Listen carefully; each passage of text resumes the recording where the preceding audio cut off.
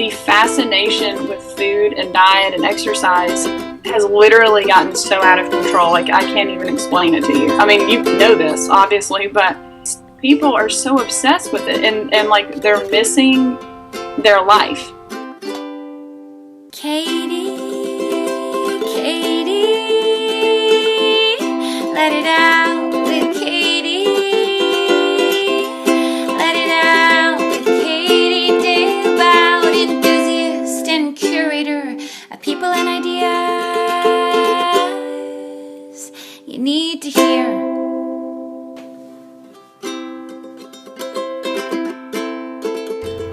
Hey guys, welcome back to the podcast. My name is Katie Dalebout, the host of the Let It Out podcast. If you are new, welcome to the show. I'm so glad you're listening. If you've been listening for a while, forever maybe, back when it was called the Wellness Wonderland Radio, welcome back and thank you for continuing to listen. I hope you love the show as much as I do. I hope it gives you some sort of value.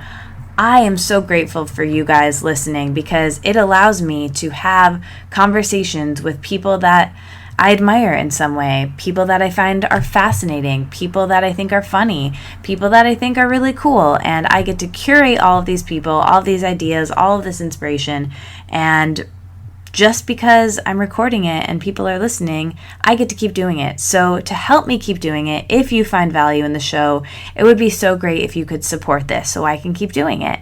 And ways you can do that, number one, share it with a friend. If you like this episode and you hear something that you think a friend of yours would also like or needs to hear, just send it to them lovingly. That would be cool. And another way to support the show is to give it a big high five by leaving a review on iTunes, leaving a rating and review. It's really easy. It only takes a second. I know it seems kind of silly, but it helps me out a ton. So doing it would be amazing. And just simply subscribing, actually clicking the subscribe button on your phone, on your iTelephone, on your Android telephone, whatever you're using. If you could just subscribe, that would be ideal because it really helps, again, bring more people to the show. I just want to be able to keep doing it, and it takes up a lot of time, which I'm not complaining about because I love every second I spend on it. And, you know, I'm rambly, so that adds more seconds. But I really do. I love it so much and I want to be able to keep doing it, but it takes a lot of time, like I said, and it costs a lot of money.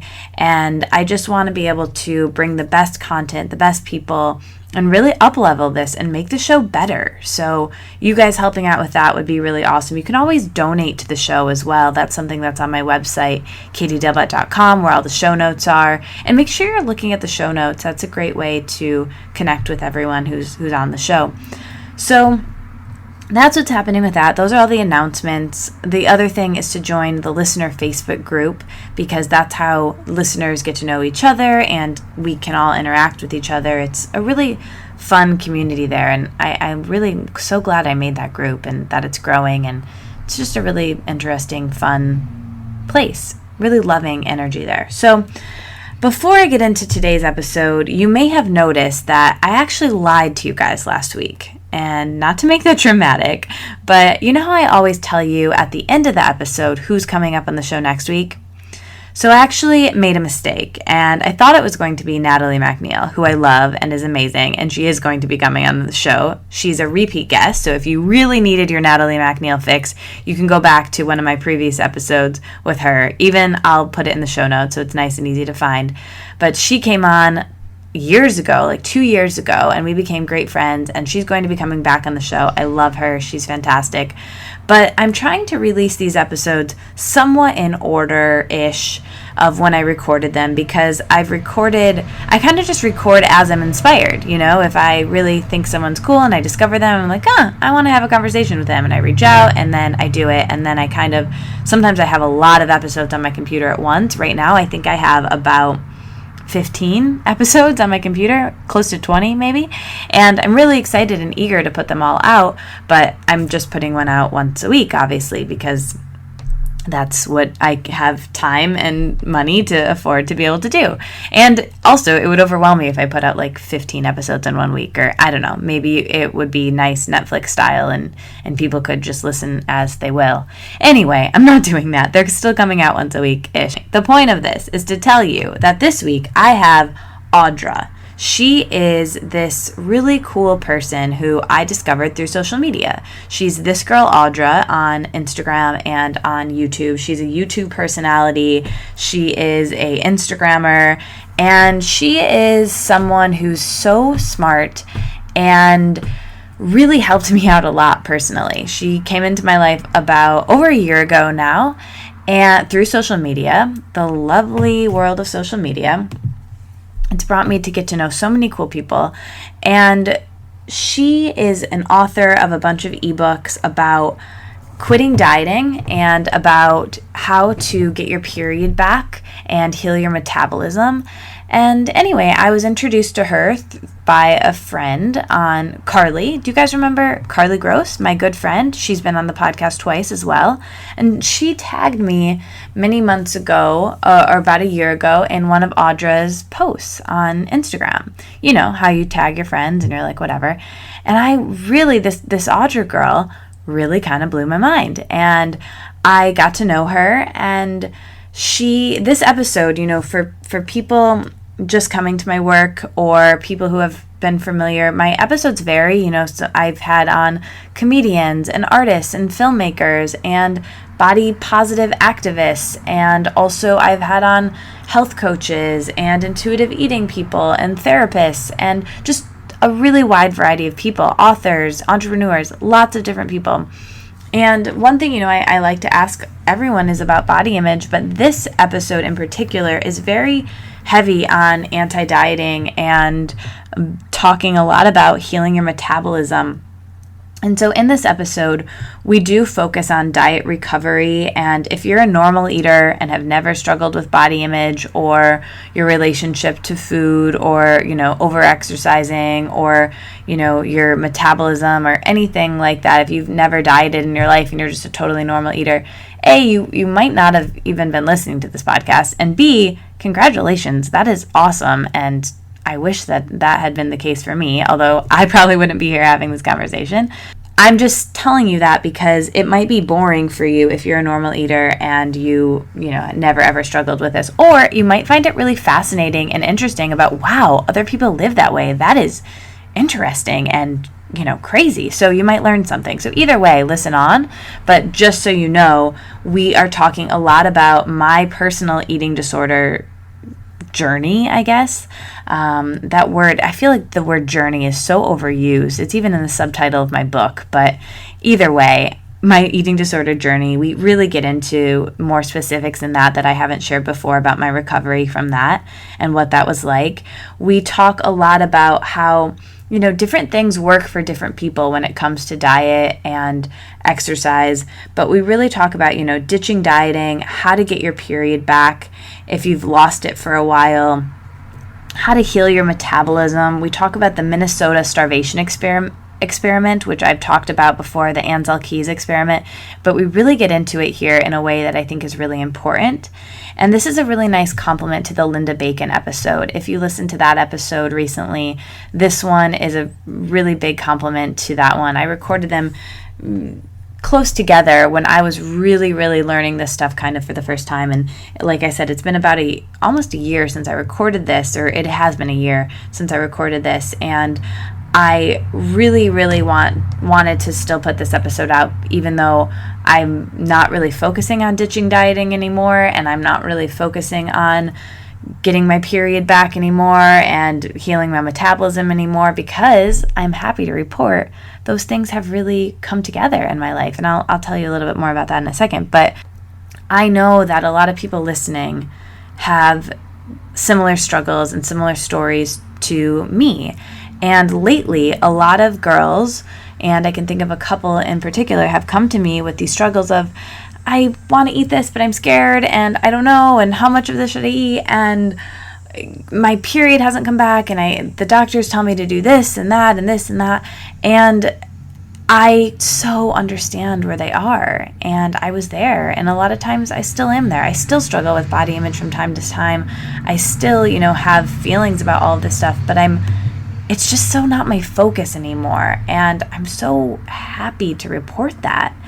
I still for sure have times where I really don't feel comfortable in my clothes and I don't love my body. And I think that that's normal and that's okay, but I don't let it take me out, and I just don't think about it quite as much. And Audra was actually a really big help for me. She was so kind to me and really helped me a lot with getting my period back. And I hope this isn't too TMI for people, but the name of this podcast is Let It Out, so I'm just letting it all out. But I hadn't had my period for about almost 7 years. And we talked about this. You've probably heard me talk about this on different episodes of the podcast here and there. And I talked to hormonal experts and doctors and so many people.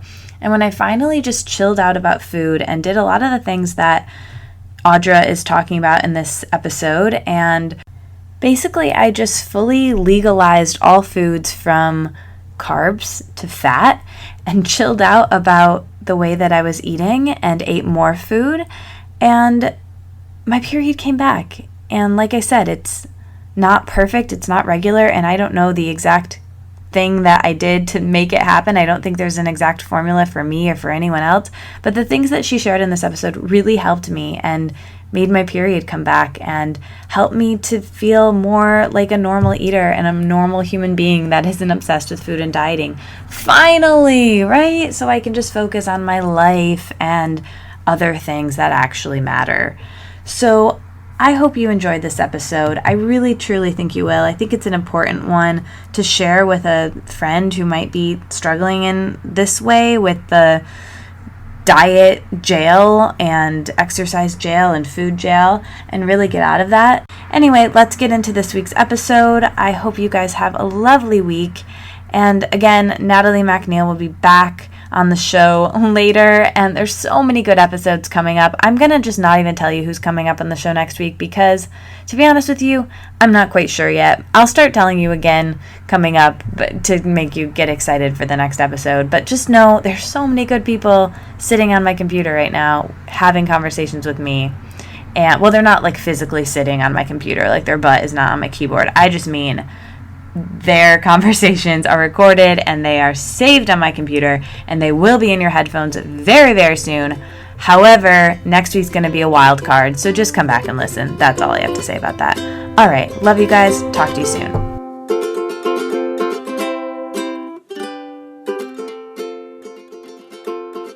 All right, so let's just zoom the lens back and start with your story and how you got to where you are with helping people ditch the diets and do the work you're doing today.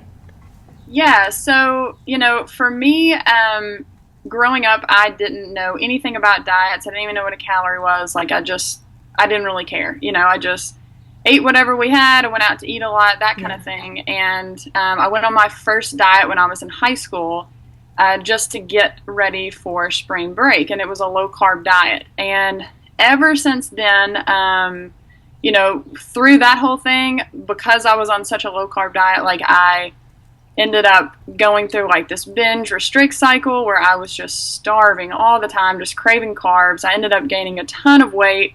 And then the funny thing was, when I stopped doing the binging and restricting, I actually lost weight. And then I went through a period of all types of other diets, basically just looking for the holy grail of health kind of thing, everything from raw veganism to if it fits your macros, to paleo, to a ketogenic diet, to Weight Watchers, to if it's out there, I've done it basically. And so where I am now, and in addition to that too, is the whole exercise thing. Any type of exercise, whether it's high intensity or endurance training, I was a big runner and swimmer. Any type of circuit training, P90X, everything. I feel like You've been all over. Yeah, I could be a spokesperson for any and all diet and exercise plans. But because of that, at this point, I have just gotten to a point to where I've seen not only what it's done to me mentally, but also physically, and how it is literally ruining people's lives, specifically in my case, younger girls. That's what I really focus on. But I'm up for helping anybody and everybody, and just kind of getting to a place where you feel comfortable with what you're eating and you feel comfortable with your body and you're not like a slave to your exercise routine, basically. Yeah, it's fascinating how this is becoming so prevalent so much earlier in people. And I had on Dr. Joy Jacobs a couple episodes back, and she was talking about, she works with really young kids with eating disorders, and she'll have kids in her office as young as like 8 or 9. And it just breaks my heart, because what you said at the beginning of your story is that, like, as a kid at least, you didn't know what a calorie was. You were just eating out. You were just eating intuitively, even though you didn't call it intuitive eating. And now it's just because of our diet culture that we live in, it's becoming earlier and earlier to the fact that, we need people like you doing this work and having conversations like we're having right now to show people, and really young girls, that there's another way, and there's another way to do it. It doesn't have to be so hard. Exactly. Yes, exactly. So bringing us up to the present then, was there a moment that you knew, like, you had been through all of this and you were just like, enough is enough? When did you know that you wanted to spread the message about this and start doing this work and really sharing in the way that you do online? Well, it kind of just happened. It honestly just kind of like fell into my lap. I had just been through so much, and it wasn't so much like I just woke up one day and was like, okay, I think I'm just going to start helping girls get their period back, or helping girls, stop exercising or whatever. For me, it was more of just like opening up and just sharing my story. That was kind of the like spark. Mm-hmm. And, I just talked to like local people, like local friends that I have, and then like a few people like on social media. And I noticed that it was like a really big deal. And, we would kind of like encourage each other and help each other and stuff. But then I got very interested in it, and just started like doing a lot of research and a lot of studying. And like I've literally like researched and studied this stuff for the past 6 years at least. But I wasn't like to a point to where I was open with like sharing with people about my story, Mm-hmm.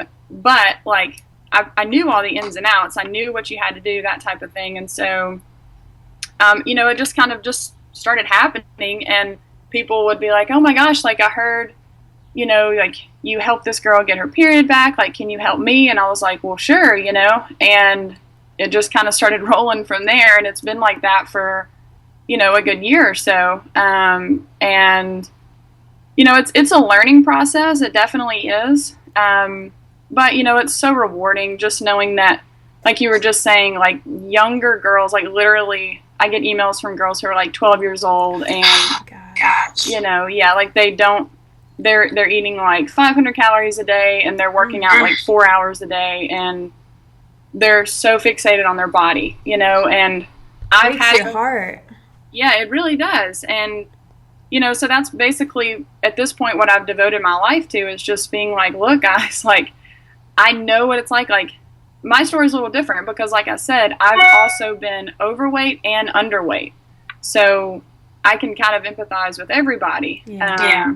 But yeah, it just kind of started like that. And from that point forward, I just did some more education and stuff. And then just, always researching, always staying up to date on everything as best as I can. But, at the end of the day, the message and the kind of like the prescription for helping these type of people is all the same. It's just stop your crazy diet, eat a lot of food, rest, and stop the crazy exercise. Like that's basically it in a nutshell. That's amazing. And I think it's fascinating, to hear that that you kind of just stumbled into this work as well. And that was really the case for me. And it's interesting that you talk about the fact that like it all kind of changed when you started to be really real and open up with your story. And that's something I talk about a lot here, is like when people are real, people fall in love with that, right? When people are just authentic and themselves and open about their story, that's when people can connect, because we're so sick and tired of people trying to be a certain way and holding up a certain ideal. I think when you let your guard down, you can really connect with people. Like it's funny, Audra, I actually found you, someone who listens to my podcast, and a friend of mine actually tagged me in a Instagram post that you had posted, and I think you were like at your grandmother's or something, and she didn't have like any of the food that you would normally eat, but you were hungry, and so you were like, I'm not gonna like go home or bring my special food, and so you just like made yourself a peanut butter and jelly with what she had, and it was fine, and you lived, and you're totally fine and healthy, you know. And it was just such a great post that helped so many girls that I was like, oh my god, this girl's got it going on. She's really this is an awesome message that so many people need to hear, because as simple as that sounds, for a lot of people caught in this mindset, that is like something radical, right? Like when you were in your like at the height of your diet days or orthorexia or whatever you want to call it, right? You know, to do something as simple as that, right? Like eat when you're hungry and just use what you've got seems so radical when you're really caught in that mindset. So you sharing that authentically online is really helping a lot of people, and it's shifting a lot of people's perspectives on this. So I really commend you on that. Yeah, you know, and the funny thing is, like, you just said that perfectly. Like, to any normal person, even probably listening to this podcast right now, is like, why is that such a big deal just to go make a peanut butter and jelly sandwich, you know? Right. But for somebody who has been through the idea that white bread is bad, peanut butter is bad, jelly that has sugar in it is bad, you know, if it is too high in fat or too high in carbs or whatever. Food and dairy, all of it. Food combining, there's so much. Yeah, like, you know, it's processed, it's made by this certain company. What time are you eating it? We could go on. Yeah, like, I mean, you can go, like, and that's my whole thing. Like, that's what I really try to tell people. Like, you can take this as far as you want it, you know? Yeah. And literally, you can get to where you are only eating, like, I just did a consultation with a girl the other day, and all she has gotten down to where she allows herself to eat is literally like a few vegetables, like a handful of vegetables, and like a certain type of rice. And it's like, you know, because she's afraid of every other food, she's researched it and there's something wrong with it, and, you know, it's going to make her fat, it's going to make her sick, it's going to give her cancer, it's going to give her like diabetes or something. And it's like, okay, you know, like, you can get so far in this that your mind gets totally warped. And you have, like, it's almost like you're like a rat stuck in a cage and you don't know how to get out, basically. And, you know, like with my whole post on that, it was just like, look, you know, yes, I do follow a plant-based diet, like a vegan diet, but I am so relaxed in that's what I try to share, you know, because I'm working with people who both, like, some of my audience has eating disorders, you know, and the other part of my audience they're vegans. And so the issue is a lot of times vegans can get very, very stuck in this orthorexic mindset that, you know, eating some white bread is going to literally send you to the hospital type of thing. And, you know, so that's my whole thing. It's just like, guys. Chilling out. Yeah, and living your life. I mean, like, if I'm at my family's house, you know, and I've done this before, like, I've brought my own food in a little baggie. I've, you know, like, skipped a meal or fasted because they didn't have something ideal, you know, that type of thing. And it was like, that got me nowhere. If anything, that made my problems worse. So if I'm here, I'm just going to make the most out of what we've got, you know, and just live my life. And for me, we put so much emphasis on food, you know, and it's like, we don't even spend time with the people that are around us. Like, we could be with our family and all we think about is food instead of just hanging out and talking about memories and making new memories and that type of thing. Right. And that's something I talk about a lot on this podcast. And it's interesting you said that a lot of people listening would just think, oh, what are they talking about? But unfortunately or fortunately, a majority of the people listening, you know, not the majority, but I know my listeners, and I know that, you know, there's a good amount who do have a similar story to mine and yours, who have been in that orthorexic, dogmatic diet mindset where that doesn't sound so crazy to be flipped out about, you know, the white bread or whatever it is. And, you know, I think it's like, it's a slippery slope when you start putting labels on anything, but I really like to look at diet as something, like you said there, it's not about the food, right? I really look at it, and I've said this many times before, it's about making your life as a whole really beautiful. Make your life your masterpiece, not your body, right? Like we can spend our lives trying to manipulate our bodies to look a certain way, or we can just live our lives, and it's not fun to just have this body but then not be living your life. So I think it's really about blending the two together in a way that works for you. And since so many people listening do struggle with the, cycle of losing their period, and there's so many, and I've had so many different hormonal experts on the podcast, and I've spoken to people all over the spectrum on what to do to heal those issues, and you have a lot of good points on that. And so, you kind of gave your top line, just eat more and stop exercising so much and chill out and stop being so stressed. And you have many videos that we can link to about this, but I'd love if you could talk a little bit about, you've really shifted a lot of people's perception about being so scared of carbs, of carbohydrates. And, a lot of people avoid them, or not even just carbs, but lots of different food groups, whether it's fats or whatever. And so I would love if you could talk a little bit about how carbs are so crucial for people getting their periods back and balancing their hormones, because other than, what I've found from you, I haven't really heard too much about that out there. And it's fascinating, and legalizing that food group, I think, can actually help a lot of people with that amenorrhea issue. Yeah, for sure. And honestly, this is like my favorite topic because, for me, when I was dealing with amenorrhea, I did tons of research. I just made myself the guinea pig, and I was like, all right, I'm going to research, how do you get your period back? Like, what do you do? I went and saw tons of doctors, like everything. And it all came down to them telling me, number one, you need to gain weight, and number two, you need to eat fat. And I was like, okay. So I started my journey of gaining weight and eating fat. And literally, when I say eating fat, like, I'm talking like tablespoon after tablespoon of coconut oil, making like 4 egg omelets with raw cheese and like dipping it in bacon grease, like no joke. Just like the fattiest cut of meat you can imagine, peanut butter, nuts, like literally, there's no telling like what my percentage of fat was coming from my calories. But the interesting thing was, even though I gained weight and I was eating fat, I still was not having a period. And at the same time, I have a question for you. Were you eating carbs with all of that fat too, or were you still avoiding carbs?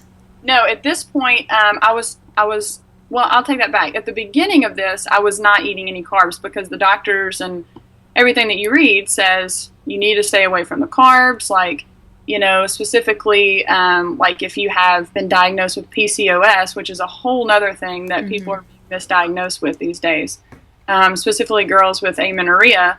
But, that was the whole thing. It was like, don't eat a lot of carbs. If you want some, like pick the low glycemic ones, blah, blah, blah.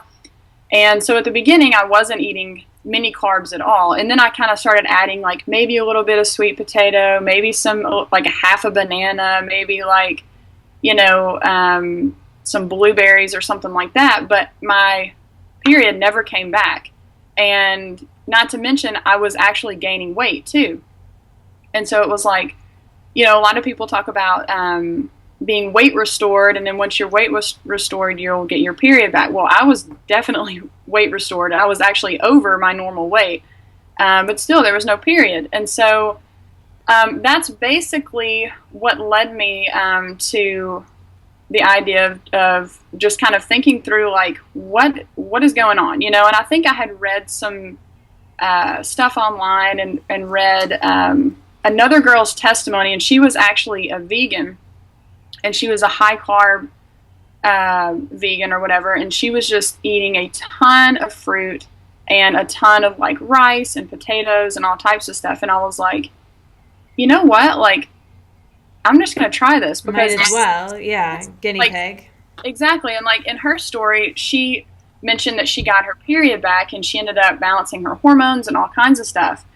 And I was like, you know what, like I might as well. I mean, here I am like drinking bacon grease basically. So, and I'm craving carbs like crazy, you know, like we crave carbs.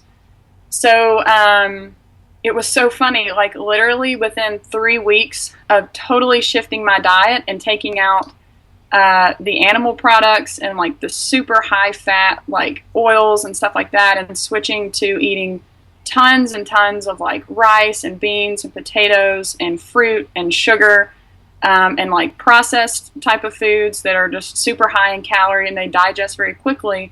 Within 3 weeks, I got my period back. And this was after like not having a period for a long time. And so after a lot of research that I've done, like obviously I'm not like a scientific scholar or doctor or anything, but the hypothalamus, you know, obviously is very connected to your reproductive system. And to really feel like calm and at peace and at ease, it needs glucose and it needs carbs to feel that way. And so that's the whole thing that I teach, is that your body is craving consistency. It's craving just feeling at ease, feeling at peace. And the best thing that's going to make it feel that way is carbs, because that's what our body runs off of, basically. And so when you're totally depleted from carbs, it's very, very difficult for your brain and for your reproductive system to be like, hey, you know, like I feel really good. I'm getting fed. I've got this energy. I got this glucose coming in. So I think I'm going to start working now, you know. And plus, at the same time, like, you know, all the low carb stuff that's out there now is really giving a lot of like issues to people, specifically women.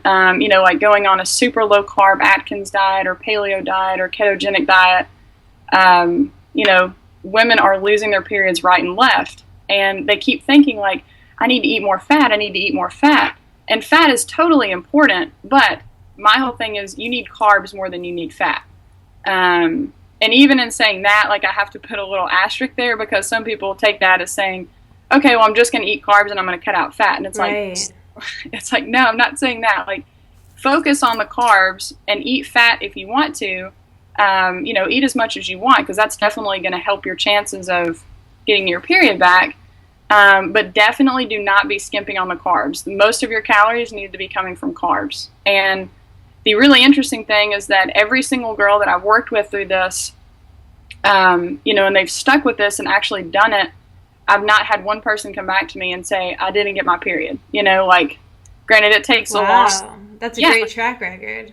Yeah, I mean, you know, and it takes longer for certain people. Some people it takes a few weeks.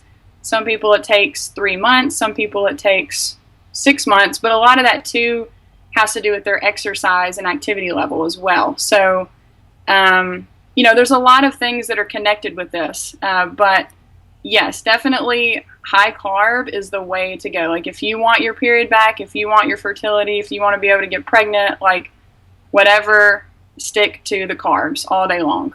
Okay, so I want to be super clear for the people listening, and you've touched on this for a second there, but I just don't want people to jump onto that idea of, okay, I was only eating fat, now I'm going to only eat carbs. So is this something that should be done in addition to still eating healthy fats like avocados and nut butters, and then also adding in the carbs, or replacing maybe some of the fat and just having like slightly less and getting the majority of your calories from the carbs? Is that how you look at that?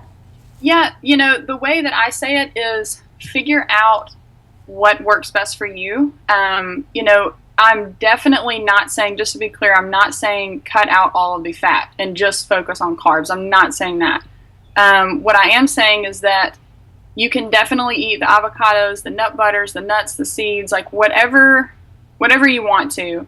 But put most of your focus on carbs. So, you know, if you want to, I mean, you can make it however you want to, maybe 50-50, 75-25, 25-75, like however you want to do it. It doesn't really matter. And, you know, that's another thing too. I don't want people to get caught up in like percentages, right. grams, you know, because literally when I tell somebody, eat a lot of carbs, you know, definitely eat the fat too, they're like, well, how many grams should I have a day? I'm like, look, don't, you're making this too complicated. It's our perfectionist eating disorder mindset lingering, wanting to, fix that. And, just go eat. Like, I tell everybody, go to the grocery store, get all of the foods that you have not allowed yourself to eat for months or years or however long, and just eat the food and enjoy it, So wise. Yeah, so, definitely. And here's the thing with fat, too. Fat has over double the amount of calories per gram than protein and carbs do. So, like, for 1 gram of fat, it's 9 calories, whereas for protein and fat, it's only 4 calories. So for every gram of fat that you're eating, you're getting double the amount of calories that you would from carbs. So at the end of the day, your body really needs calories. So if you want to add in the fat, like, the more the better, Right. Totally. But just don't skimp on the carbs either. So awesome. Yeah, I wanted to just clear that up so people didn't latch on to the one thing that you said of like, okay, don't eat fat, which is totally not what you're saying at all. I just wanted to kind of highlight that point. Yeah. And, it's interesting because your work has been, I'll share a personal story, has been helpful for me because for a while, being on that track, it took me a while to legalize all food groups, right? And I had legalized fat completely because I was like, all right, avocados and nuts and seeds and nut butters. And I was just kind of like you were saying, not like when you were in that phase too, it's just like, all right, this is what I need to get my period back. And so I was just really going hard on the fats, but I wasn't really completely legalized with the carbs. And I think that is something that, when you're talking about like eating fruit and eating sweet potatoes, you're not talking about like, 1 sweet potato a day and like greens the rest of the day, or, a piece of fruit here and there. Like, you're talking like carbs with every meal. And that was just something that I think is really good for people to hear this message, and myself included, because it's like, oh, okay, there's another way to see it. There's another way to do it. And legalizing all the food groups is really important. And the carbs was kind of that last lingering one that, like, I was eating them, but maybe not in the quantity that my body really needed. So I think I commend you on that for sure. And you're kind of the queen of sweet potatoes on Instagram. Yeah. So you eat a lot of sweet potatoes, obviously, and they are super healthy. Could you talk a little bit about why eating potatoes are so effective and why you like them, and kind of what your kind of routine with sweet potatoes is? Yes, for sure. Oh my gosh. Sweet potatoes, or really any potato, is like my life. I mean, I love potatoes. I start every single day for the most part. I mean, I'm not dogmatic about it, but I just love it. I enjoy it type of thing. With a sweet potato, and I have a hashtag on Instagram. It's called Sweet Potato Banana Mash. And basically it's this. It's so good. Yeah. Oh, so you've had it? I've had it. Oh, so awesome. Good. Yeah, so basically, one day, like, last year, my husband and I were just, like, making breakfast, and for some reason we were eating potatoes. I guess we were, like, out of food. I don't know. And I was like, I don't want just a boring potato. I'm going to add something to it. So I got a banana, and I just, like, mashed it up together and added some cinnamon to it, and I was like, oh, my goodness, this is the best thing I've ever had in my life. I had to try it after seeing all these posts. I was like, what is all this hype? Yeah. And it's kind of like a simplified, like, sweet potato casserole, I guess. Like, your own personalized little casserole. Oh, yeah. I never thought of it like that. Yeah. And so, like, a lot of, like, I can add, like, nuts. I can add nut butter. I can add sugar, coconut sugar, molasses, maple syrup. Like, I mean, the opportunities are endless with this thing. But the thing is that you don't even need really any of that. It's so good just on its own. Yeah, and it's very sweet too, depending on how much you put in it. Like, it's super sweet. I like to put a little bit of sea salt on the top to kind of cut all that sweetness. Yes, I was just about to say that. If you add some sea salt and cinnamon as well, it's just like this, and it's so versatile. Like, you can eat it for breakfast. I've had it for dessert, like, tons of times. You can add it with your meal, like, whatever.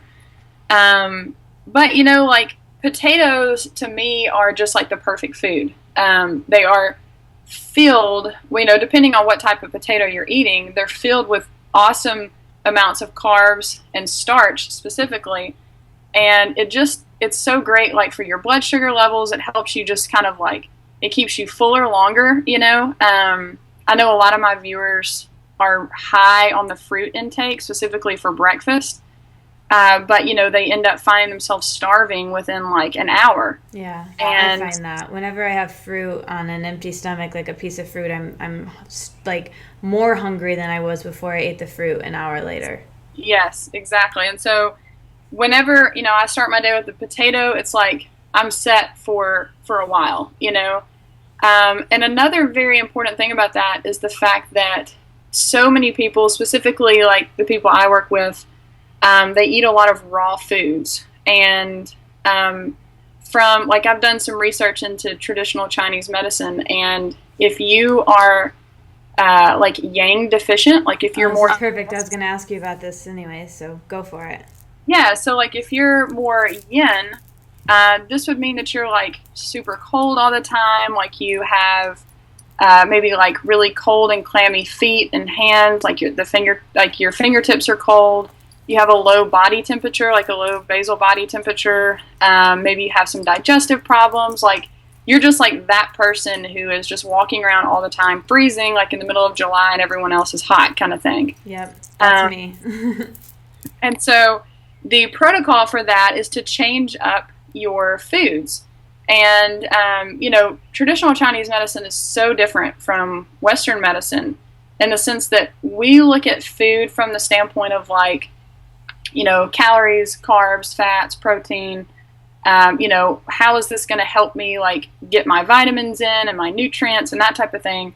And from my understanding, traditional Chinese medicine, they look at food from the sense of, how is this working in the body? Like, how is it connecting to certain organs? How is it going to make you feel overall? Like, that type of thing. And so, eating more cooked foods, specifically, like, people can Google this and look all into it and everything, but eating more cooked foods really helps to warm the body. And so, like, a lot of my viewers, they eat a lot of raw foods, specifically, like, raw vegetables or super watery fruits and stuff, and they're just like, I'm freezing all day long, or they're eating a lot of, like, banana ice cream or whatever. They're like, I'm just so cold. And I'm like, look, you need to just totally take out all the raw foods, the frozen banana stuff, like, all that, and eat cooked foods, specifically potatoes. Like, they are going to warm you up so much. And also adding more salt to your diet and backing off the water intake big time. Too many people are drinking way too much water. So, and I'm like, come back to me in 2 weeks, let me know how you're doing. And they come back and they're like, oh my gosh, like, I'm sleeping so much better. I have so much energy. I'm warm. Like, I didn't have to wear my sweater to school today. Like, I feel great, And so, yeah, I mean, I kind of got off on a rabbit hole on that one. But potatoes, yes, they are awesome. Any potato, sweet potato, Japanese sweet potato. Those are my favorite. Yes, they are so good, and two, like, I'm trying to break this mentality that carbs and potatoes are bad for you. Like, that's all you hear. Like, stay away from potatoes and rice. Like, it's going to make you fat and sick and everything. And that is not the case. Like, they are so awesome for you. Yeah, it's interesting because I think, there's in the health movement, in the health world right now, there's kind of this collective mindset that, like, the low-fat craze was, like, a 90s thing. And people are like, oh, the low-fat craze, like, that's so 90s or 80s. Like, we're so over that. Like, eat good, healthy fats. And, like, that's kind of accepted. But then at the same time, the low-carb thing, that's really outdated. And you really are kind of blowing the top off of that. But I think a lot of people, it's still lingering that, like, okay, fats are okay now, got it, but carbs, nope, can't have those. And it's, like, so off. It was just a mindset shift that we all kind of need to go through to legalize this particular food group that I think there's so much fear around, even more so than the fats. I think for a while people were really scared of in eating low fat, but that kind of went away now because of like the paleo diet and some other things. And even like the, raw food diet has a lot of fat in it. But I think this one lingering area of carbs is something that just a lot of people haven't legalized. So to have this conversation, if people just take away that one thing, like, hey guys, carbs are okay, right. Enjoy them. They're really good and they're really good for you. And that's really powerful. And, the other thing too, like the whole yin yang thing, I made myself a note to ask you about, because I resonate with that a ton. Like I definitely struggled with that from eating so many raw foods, and just, adding more cooked foods in general is really, really great in balancing. I remember I read in I think it was like an intuitive eating book. I can't keep track anymore, but basically they were saying that, or it might have been Janine Roth, but I think she says if you're not having a warm meal, like your body doesn't categorize it as having a meal. And so, of course I still eat things that aren't warm sometimes, but like I definitely feel that, and I definitely like feel more satisfied and satiated and comforted when my meal is warm. And I think just eating cooked foods in general, it's just so healing. Do you find that as well? Yes, definitely. And, the thing is, too, a lot of it has to do with your location as well. Specifically, like, and you can kind of even feel this in your own body as the seasons change. But, a lot of people just naturally go back to eating more cooked foods, more soups, more like roasted vegetables, that type of thing as the weather starts to really cool off. The last thing you want to do in the middle of like January is eat like a salad, like a freezing cold salad. Like it just doesn't, but like in the summertime, you're probably not that interested in eating like super hot spicy food, like while you're sitting out by the pool type of thing. Like you'd rather have something very refreshing. So my whole thing is like, go with what your body is telling you, and that is like my whole thing that I try to drive home with people, is that a lot of people, even with the yin and yang thing, they will pick it and say, okay, I can only eat cooked food, and it's like, oh my gosh, people, like, no, like if you're freezing, the best thing for you to do is to stop drinking so much water, eat more salt, eat a lot of sugary foods, a lot of cooked foods, and eat on a more consistent basis. Like never let yourself get hungry. Whereas the opposite would be, you probably need to drink more water because you're probably that type of person who's just like sweating all the time. Like you hate when summer comes around, and you need to incorporate more raw foods, like more raw fruits and vegetables in your diet, and back off the heavy cooked foods, So it's really just like a balancing act and figuring out where, like, and it's really a day-to-day type of thing, like you might wake up one day and like feel like, oh my goodness, I'm so hot today. Like the last thing I want is a potato for breakfast. And that's okay, Yeah. But I think we're so apt to getting in this mindset of thinking like, well, if it didn't work for me yesterday, then I'm not going to do it today either. And then it's like we stick to these little rules that we make.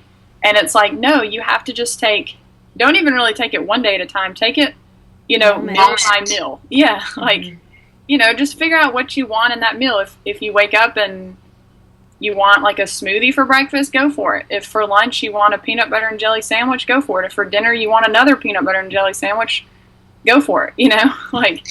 yeah, that's a really good point too. I mean, I used to have this thing where like I would really think about what if I had a sweet potato in the morning, or if I had I'd be like, all right, well, I already had that today, so I can't have that again for dinner, even though like what I had for breakfast just sounded really good to have again, like I would constantly or I would choose like, all right, well, I want to have a sweet potato for dinner, so I better eat something else for breakfast and lunch so I can like save that, you know. And it's just like this mindset of like, what if, you know, I had a little bit of sweet potato with every meal, or what if, you know, just really blowing the top off of this fact that like there are any rules at all. Yeah. And that's the thing, and it's so hard to like figure out on an individual basis because we all have our own rules that we make. Like some people, like we were talking about earlier, some people are terrified of high fat foods, whereas other people, like that's all they eat is high fat. Some people are terrified of carbs, whereas some people, that's all they eat. You know, some people will eat a pound of bacon and they won't touch a banana, but then there's people who will eat, you know, 50 bananas and they won't touch bacon, you know. So it's like everybody has their different type of rules that they set up and everything. And like the whole thing is like, you know, some of those rules can be healthy, you know, but at the end of the day, like, let's just not even go down that road, you know, like let's just, if you like it, eat it, you know, like just move on with your life. Yeah, like life is so much more than food and exercise. I mean, that is, and it's so crazy, honestly, like the fascination with food and diet and exercise has literally gotten so out of control. Like I can't even explain it to you. I mean, you know this obviously, but you know, it's people are so obsessed with it and like they're missing their life. Like their life is just passing them by because they're so obsessed with what they're eating for dinner, what they're going to have their cheat meal for, what they're going to, you know. Ate yesterday, going through that before they fall asleep. And like, you know, we've both obviously been there and then come out of it the other side. And I think it's something that, you know, it's still a process and I still have to remind myself all the time. But I think it can really shift when you look at like, is this what you want to be remembered for? You know, is this what you want your life to be about? Like, do you want to, at your funeral, them to say, well, she was really a clean eater, you know? Like, it's so not worth it. And I think, you know, there's this odd, like, juxtaposition of, like, having, you know, in our society with this, like, health movement and wellness craze, and obviously both of you and I are sort of parts of it in a way, but, you know, for very different reasons than, like, the norm out there, because I think there is this issue of like there are food deserts where people don't have access to produce, and you know that's something that the health movement can help with. But I think there's so many negative effects to it in the sense of people who don't really need the information are going crazy with the information because it's all at our fingertips. Like these young girls who, like, you know, when I was a kid, like I didn't know what a calorie was because like I didn't have the internet, you know, and I didn't like have an iPhone to be able to figure out all this stuff, but I probably would have, you know, to be honest. Like I felt uncomfortable in my body and I just didn't really know what to do about it. But if I had this information, who knows where I would have been younger than when I did find myself in that place. So it's just interesting, and I don't know really what the answer is or how to protect it. But it's funny that I feel like after everything we say, we kind of have to bring this disclaimer of like, but don't go too far, you know, this is good advice, but like, you know, do what your body says and do it's right for you in the moment and just live your life. And I think, you know, if they take away anything from this conversation, like that's what I think you guys should really take away. Yeah. So on that same vein that I was just talking about, you have a video that I really loved about the changes of our bodies and how, you know, I don't know if this is what you called it, but something like you're not a little girl anymore. And basically you talk about how it's natural for our weight to change. And you have a lot of people who come to your work who want to be at the weight that they were when they were 12 years old, and how that's just not where their body is meant to be. And we have to embrace that we do have curves as women and we do have more fat in our bodies than men for a reason. And you know, I was even talking to a woman on her podcast, and she was telling me that her clients a lot of times are much older, like in their 40s and 50s and beyond, and they want to look how they did in their 30s even. So, you know, like whether it's, you know, a 25-year-old wanting to look like they were when they were in high school, or a 50-year-old trying to look how they were in their 30s, you know, we all have these ideals, and really kind of embracing where you are. Could you talk about that a little bit? Yeah. You know, the whole catalyst for me to make that video was because I have a separate video talking about the Setpoint theory and the whole idea of, you know, if your body has been through any type of starvation, you know, and you're recovering from that. And when I say starvation, I don't mean just like, you know, you're literally like stuck in a room and you don't get to eat. Like if you're restricting your calories, you're on a certain diet, like you're over-exercising, whatever, that is seen as starvation by your body. And as you recover from that, you will most likely, studies have shown specifically from the Minnesota starvation experiment, that you will gain up to your set point, most of the time at least 10% over your set point, and then your body will naturally level back down to your set point. And so I talked about that in a video and everything, and so I get this huge influx of emails saying, like, you know, from younger girls, literally they're like anywhere from 12 to 17, saying, okay, so you're basically telling me, like, once I gain the weight, then I'm going to go back down to the weight that I was previously. And I was like, no, not exactly. Specifically with the point that you are 12 years old, you know, like right. You started your eating disorder when you were 12, and here you are now at, you know, 16.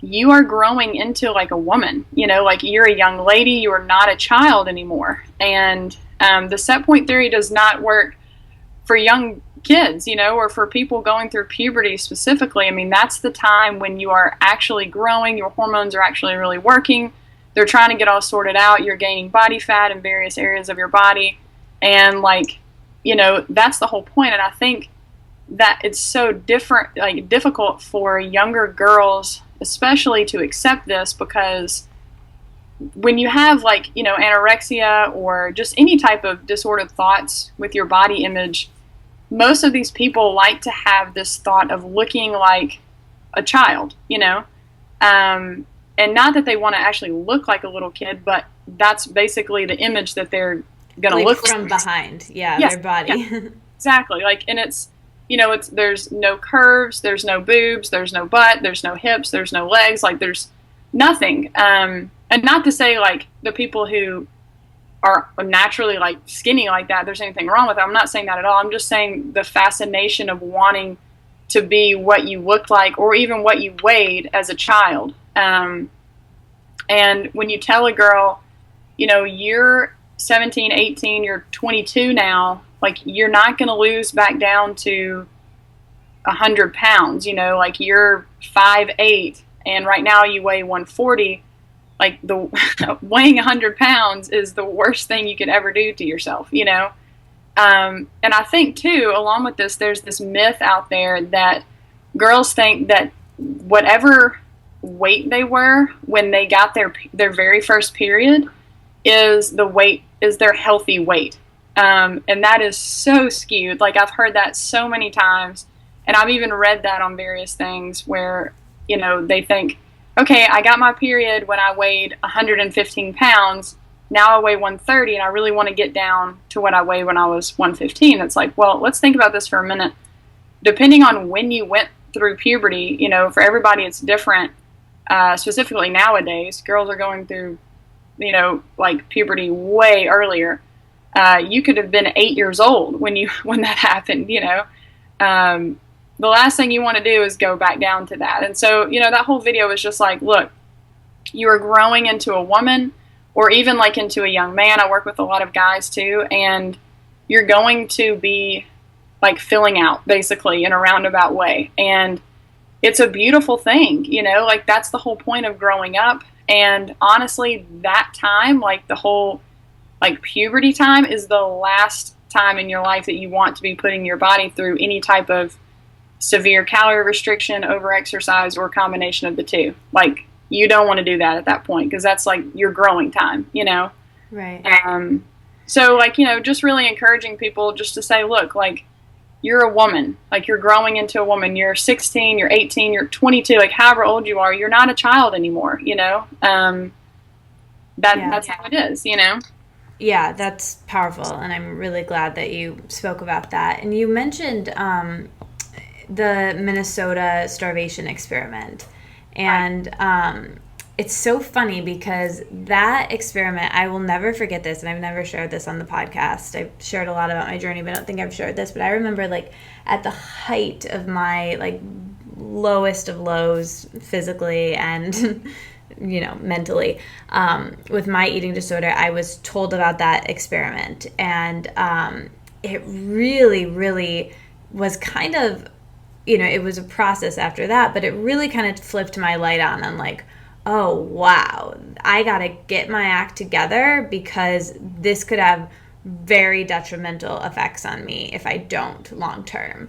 And it's something that you have referred to quite a bit in your work. Could you just talk a little bit more about that so we could kind of have a dialogue to people who might not be familiar with that experiment? Yeah, so basically it was this experiment done by this guy named Dr. Ansel Keys, and he wanted to see what it would be like for the human body to go through starvation, because this was during like the wartime or whatever. And so he gets these guys, and obviously they volunteered, like, you know, they're not wanting to do this really, but they volunteer, and he puts them on a pretty strict diet, and everything is like, you know, documented, everything is like recorded, everything. So basically they have a couple of different phases, and one of the phases they're just kind of like on a regular normal calorie intake where they eat, I think it's either 3,000 or 3,200 calories per day, and these are just normal average men. And then what he does is he says, okay, we're going to drop your calories down to 1,570, and we're going to see what happens. And so right off the bat, just saying 1,570, a lot of people would not consider that starvation. Specifically from a woman's standpoint, any magazine that you pick up at the supermarket today is going to tell you to get on a diet of at least 1,500 calories or below. Mm-hmm. But the interesting thing is how this thing played out. Over the next few months, these guys literally lost, I mean, like, they looked like Holocaust survivors. And it's so interesting. I mean, you can just Google this online and read it for yourself. But they talked about all the struggles that they went through with their obsession with food, how all they wanted to do was watch cooking shows and read cookbooks and cooking magazines. Fascinating. Yes, and like every time they went to the movies, like with their someone they were dating or whatever, the most like interesting part of the movie was when the people were eating in the movie.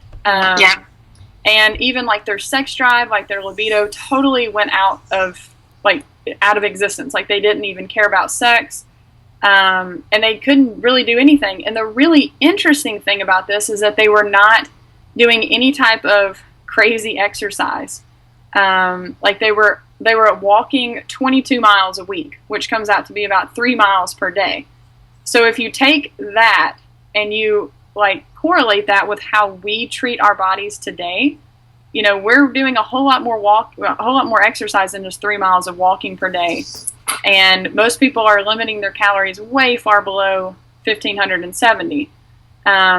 You know, we wonder why we have these issues of why all we do is look at food pictures all day, or why all we do is think about our next meal, or why we binge out on the weekends on like pizza, cake, and ice cream, you know?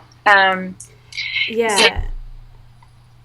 But so I was just going to say, so what happens is they go through like this refeeding time, and he wants to see at what level of calories is it going to take them to recover their bodies and recover like their mental state, recover their libido, like everything. And basically in a nutshell, he raises their calories and it's not enough. And so he raises it some more and it's not enough. And so basically he's like, okay, he lets it go to where they can eat as much as they want. And reading through that part of it was insane. Just seeing how they would eat up to 10,000 calories per day and still be hungry. You know, and this went on for months and months and months and months, and they were experiencing something called extreme hunger, where you literally you cannot get full. Like, your stomach might look like it's about to literally explode, but your mind cannot make the connection with your gut that, okay, it's time to stop eating, I'm full. Like, your body is so depleted from calories and energy that all it wants to do is eat. And that's all they did, was just eat and eat and eat and eat and eat. And the really cool thing about this, and this is what I tell all the people that I work with, is look, if you will just keep going forward, do not exercise, let your body rest, give in to your hunger cues. Like, if you want a whole pizza to yourself, eat the pizza, like, don't restrict your calories at all. You will end up being just like these guys who ate as much as they wanted to. They gained 10% over their set point, and then they effortlessly lost back to their original set point before they even started this experiment. And their like libido came back, their energy came back, they didn't think about food anymore. But even in addition to that, this will be the last thing I say about it, is that it really affected a lot of them too negatively for a very long time. Yeah. Like, some of them like still didn't really feel 100% the same, and like a lot of them went through that and they like wanted to become chefs and cooks and stuff, whereas before they were like really into like patriotic type of things, or they were engineers or something like that. Like, their whole brain chemistry even switched to being so obsessed with like food and stuff. And it's just an awesome, like, I mean, I just love reading through it like all the time, but it really is eye-opening, and I wish that there were more studies out there like that, but I mean, it's pretty in-depth, it's pretty thorough.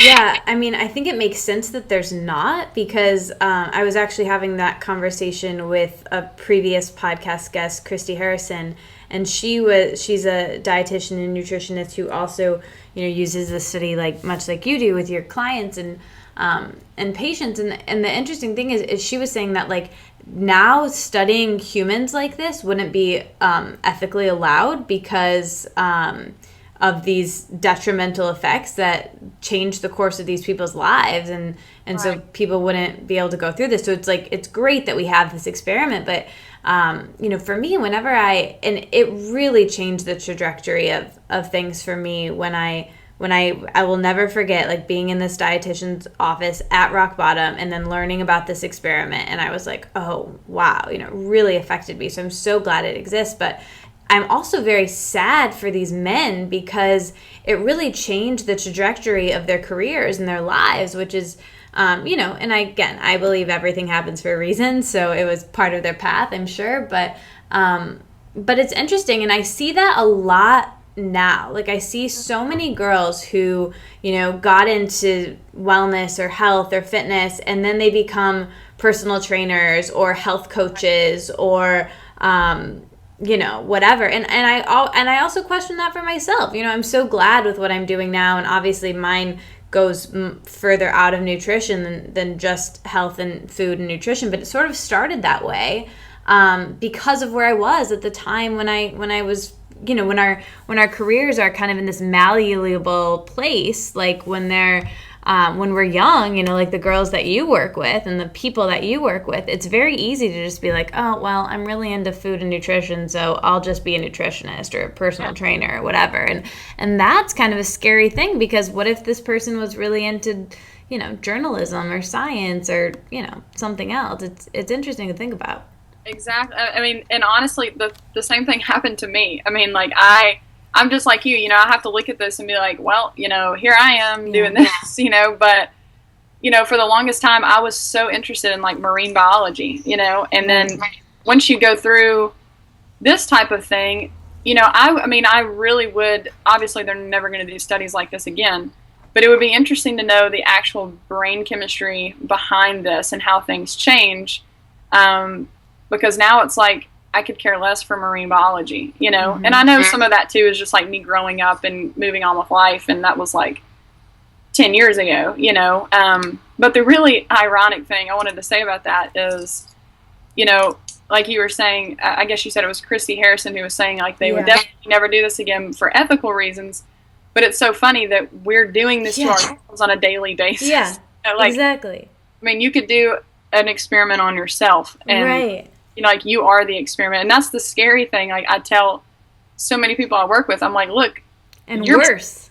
Yeah, like, you've basically turned yourself into a science experiment. That's all that you are. You know, the way that you weigh out your food, you track your calories, you make sure you hit your macronutrients every day, you're timing yourself as you run, you're keeping up with your heart rate. Like, you are your own science experiment. That's how crazy it is. Like, give it up. Just go live your life, you know? Exactly. And we're doing, like you said, we're doing worse things to our bodies than they were even doing in this experiment. And, we think that our weight is in our control. And Isabel Fox and Duke, my mentor, she really teaches that our weight really isn't in our control. That set point really isn't in our control. And it's different for everybody. And we think that we can control our weight, and we can for a period of time, but it's not sustainable and it's not healthy. And people, the sad thing is that people can spend their lives, unhappily,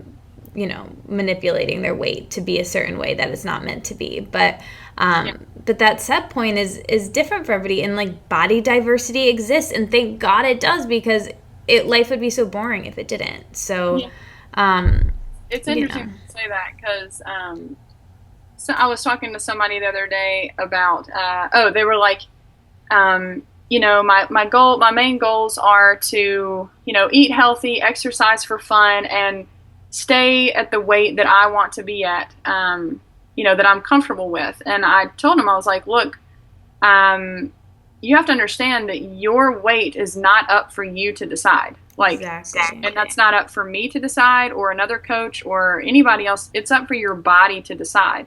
And until you're able to just let go of the control and say, okay, I'm going to heal my body, or okay, I'm going to just stop, like, abusing my body, your body is never going to get to that weight. And the beautiful thing about the set point weight is that is your weight that you will effortlessly maintain without having to do crazy amounts of exercise, without having to calorie restrict.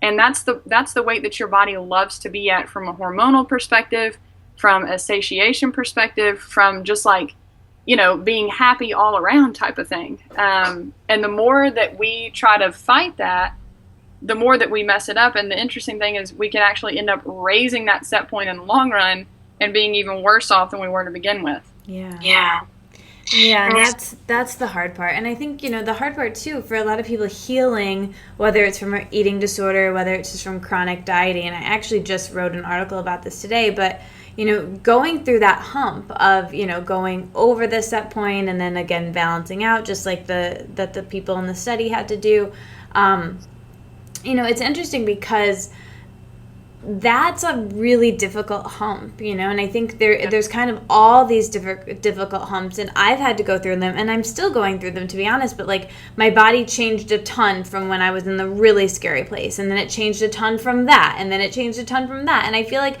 every year since, my healing hasn't been that long, I'm having to buy different clothes, and my body's just constantly changing, and every time I have to kind of coach myself and be like, okay, no, this is good. All right, it's different. It's good. All right, let's move on, But but I think that, like, getting clothes that fit you and just like being, because life is triggering. Like, that's triggering, but like, just really surrounding yourself with positive body image role models. That's something that Isabel talks about too, is the only proven way to improve your body image is actually exposure therapy. So that's looking at idealized images of people your size or bigger. So that's like plus size models, or people who are, really beautiful, but, not like your drab aunt or something that like whatever, but someone who's like people your size or bigger that you can find ideally in your life, but even if you can follow them online. And that really helped me because,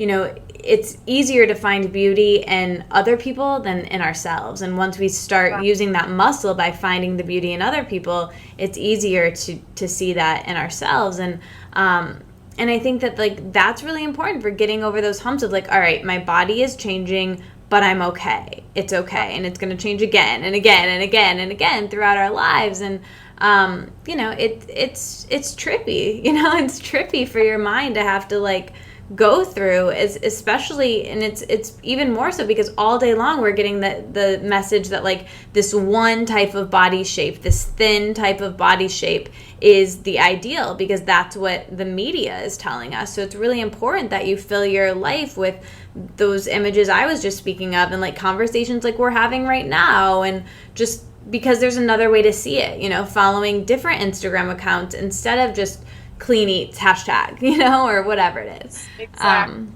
And it's so interesting you say that, because that is one of the things I really encourage people to do. Like, I love what you just said about your mentor saying, like, look at images that are your body type or bigger.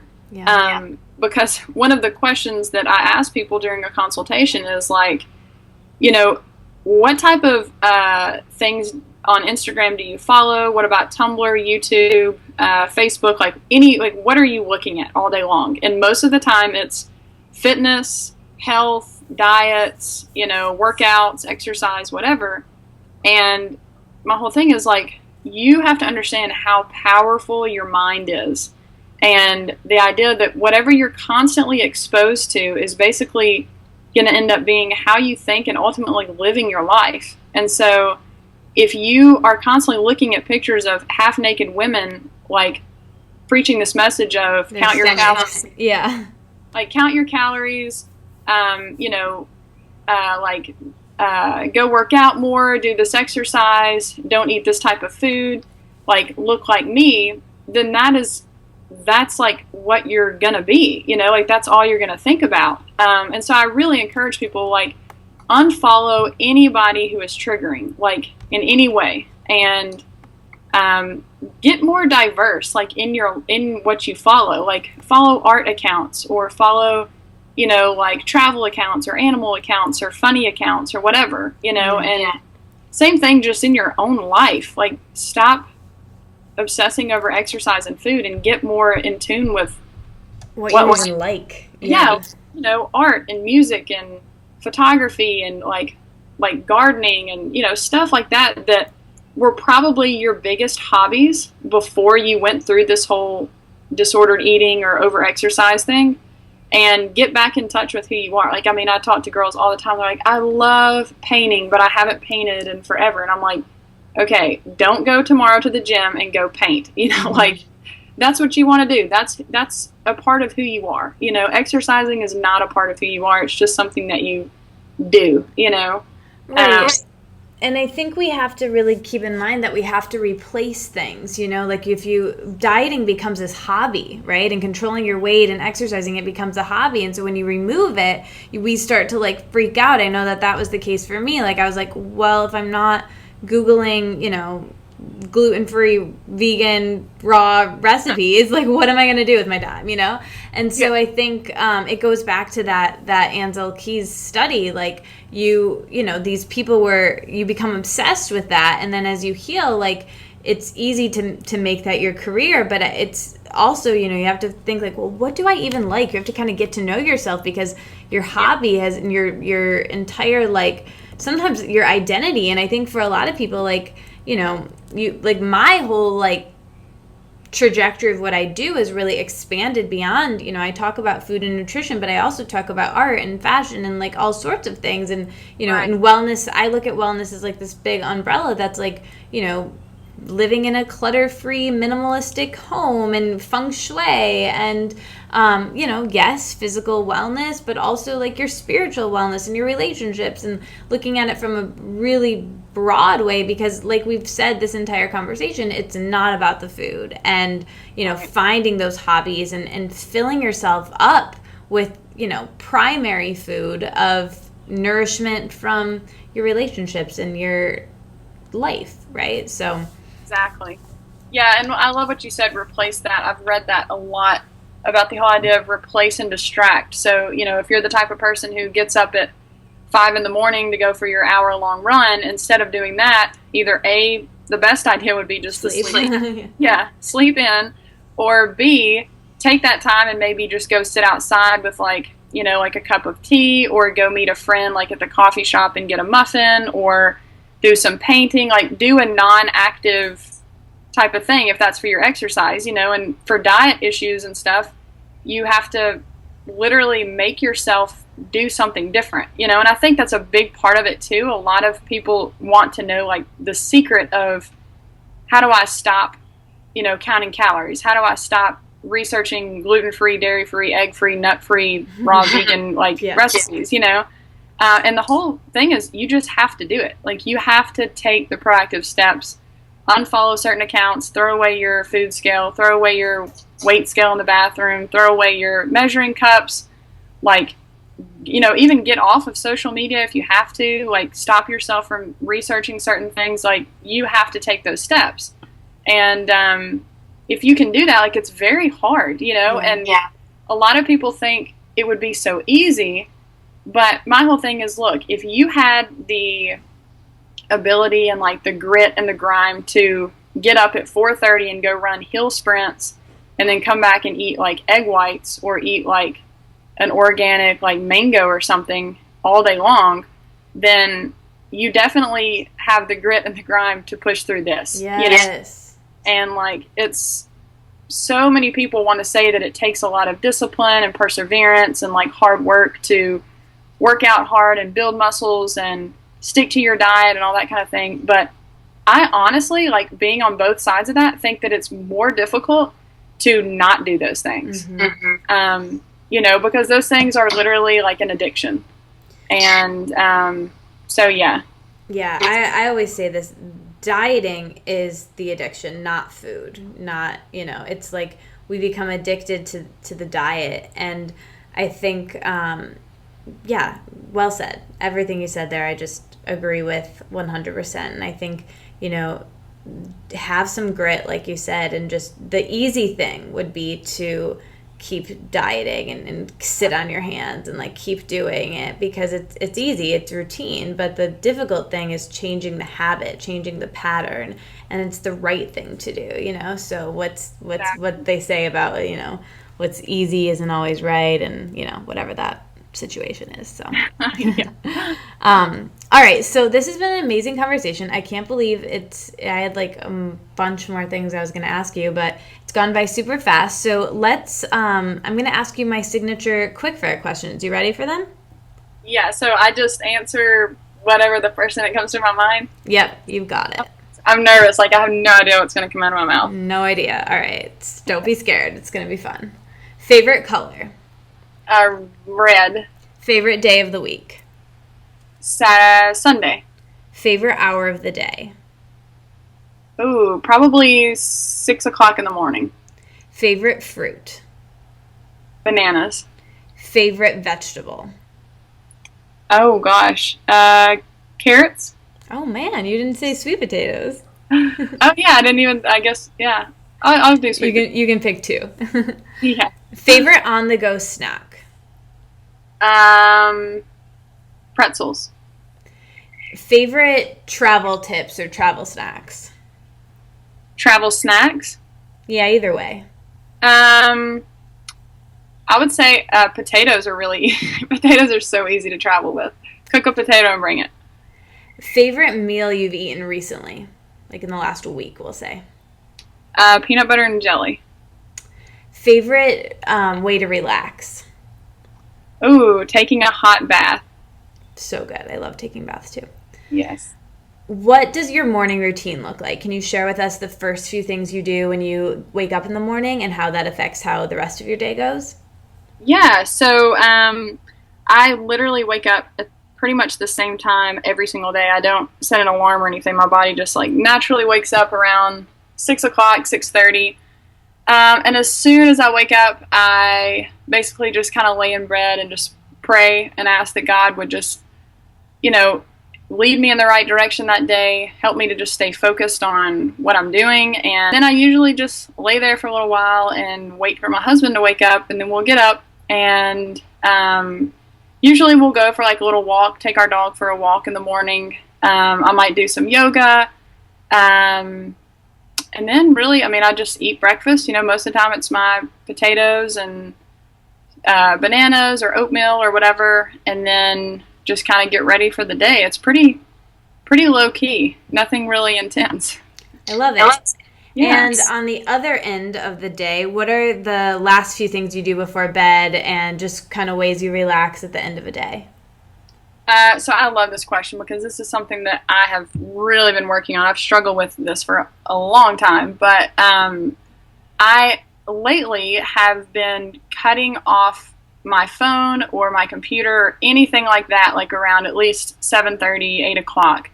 And then I'll just like get a book and just start reading. Like, and I'll turn all the lights down really low, turn the air down really low, and just literally relax. Like maybe I'll take a bath or something, but you know, at least an hour or two before bed, like I'm super, like trying to get super, super, super, super relaxed. It is so tempting for me to want to grab my phone or my computer or something, but I'm just like, no, don't touch it. Like, just read the book and go to sleep. So, but yeah. What is, if this entire episode got deleted, it's not going to, knock on wood, but, and you would only have people be able to remember one practical wellness tip you could give them, what would you really want people to take away from this? Basically, just love yourself. Love yourself. Don't get caught up in food and exercise. Live your life. You only have one. It could end tomorrow. And, you know, just love yourself. No matter where you are in your health journey, if you're underweight, overweight, perfect weight, whatever. Like, if you do not love yourself now, you are never going to love yourself whenever you do get to your goal weight or whatever. Like, it's never going to be good enough. So you have to accept yourself and love yourself the way that you are now. That's amazing. That's so amazing. If you could have a superhero power for a day, what would it be? Oh my gosh. Probably flying. I think that would be so fun. Yeah, it would be really fun. Yeah. For sure. Okay, if you had to choose one book that you would recommend to the Wellness Wonderland, what book would it be? Oh, goodness. That is an awesome question. I would say The Purpose-Driven Life by Rick Warren. Mm-hmm. That is an awesome book. It's very, you know, it really kind of brings you back to who you are as a person, as God created you, and it takes your mind off of being obsessed with diet and exercise. Cool. So, yeah. I heard of it. I got to check it out. Yeah, it's awesome. All right, so my final question, my signature question. As you know, the name of my blog and this podcast is The Wellness Wonderland. So when I offer that term to you, Audra, to live in a wellness wonderland, what does that mean to you? What comes up? Honestly, the first thing that came up was Alice in Wonderland. But even in that is just enjoying your life, you know, like and when I hear the word wellness, I don't think just health, like our physical health, but your mental health, your emotional health, your relational health, your social health, like everything that goes into your life, just enjoying it and making the most out of every single day. You know, because again, like it could all be over tomorrow. And if you're not enjoying it and if you're not like happy within that, no matter what your situation is like, you know, we're all going to have bad days, but if you're not enjoying it, then what's it worth? You know, like what are you even doing? So that's kind of my thing, you know, just enjoy your life, enjoy wherever you are, whatever you're doing, make the most out of it, and thank God at the end of the day that you're alive today. So I love that. Amazing answer. Thank you so much for everything you shared and for coming on the show. It's been really fun. This is awesome. I would love to do it again another time. So I'm honored to be on here. So thank you so much. Awesome. Thank you everyone for listening. See you next week. Bye.